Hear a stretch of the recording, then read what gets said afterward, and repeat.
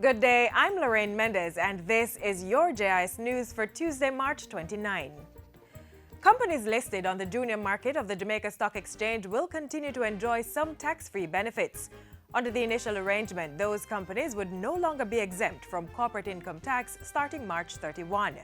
But Finance Minister Audley Shaw has announced that the exemption will continue. I have also given instructions to maintain the junior stock exchange. The benefits were due to expire at the end of this month. It will not expire, as I promised, anymore. It has already given access to equity capital to dozens of growing businesses in many sectors, including manufacturing. Preserving it will mean that this can continue for only a negligible fiscal cost while creating new streams of investment and job creation. Minister Shaw adds that even though the policy resulted in some revenue loss, the companies that were expanded through the junior market contributed to other revenue sources. National Housing Trust contributions from all of those expansions have gone up by 86%. NIS contributions have gone up by 120%. PAYE contributions have gone up by 97%. And guess what?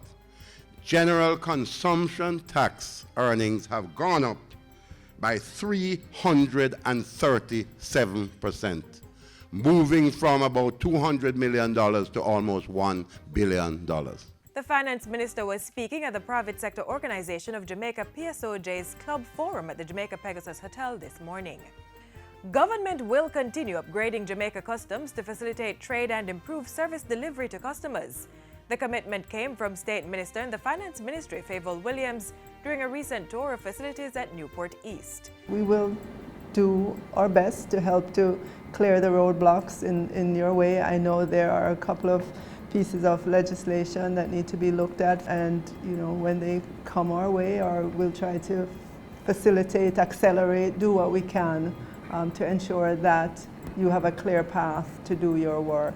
The State Minister, who also toured the Accountant General's department, has congratulated the staff for making its operations more efficient. The transformation and modernization of the services at AGD is also to be lauded, particularly when we consider that life certificates are now processed in a 4-hour period, which prior to this took 3 to 5 weeks. She also urged the public sector employees to go beyond the call of duty and exceed performance targets. As part of crime-fighting efforts, Police Commissioner Dr. Carl Williams says the JCF is ramping up its recruitment drive so that more police officers can be on the streets. Civilians are being recruited to oversee some duties at police stations so that district constables can be deployed to various communities. There are sometimes 50% of the staff at police station, but they are not in the district where they are supposed to be. We are determined to change that because the district constable is the original community police officer. In the meantime, National Security Minister Robert Montague has instructed the Police Commissioner to review the promotion policy within the Jamaica Constabulary Force. We have asked the Commissioner to ensure that there is a promotions policy that is easily understood, that is merit-based, and that is transparent. People must get promotion by merit, by work, not by law. The National Security Minister and the Police Commissioner were speaking at a community forum in Westmoreland last week.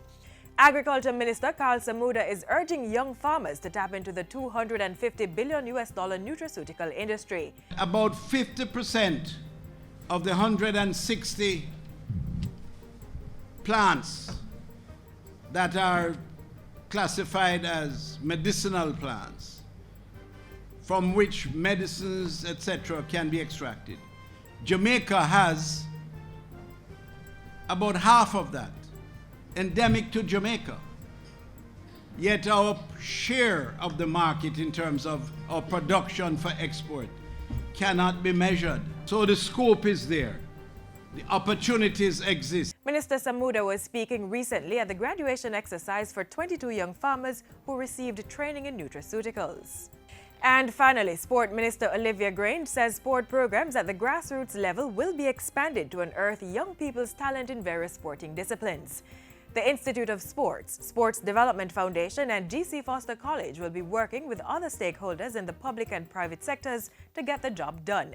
We're going to be expanding that program, and we're going to have a more coordinated approach in government, a more joined-up approach in all the sports entities working together to reach the nook and cranny across Jamaica. Minister Grange was speaking at the recent football match between Jamaica and Costa Rica at the National Stadium. The World Cup qualifier ended in a 1-1 draw. And that's it for JIS News today. I'm Lorraine Mendez. Thanks for watching.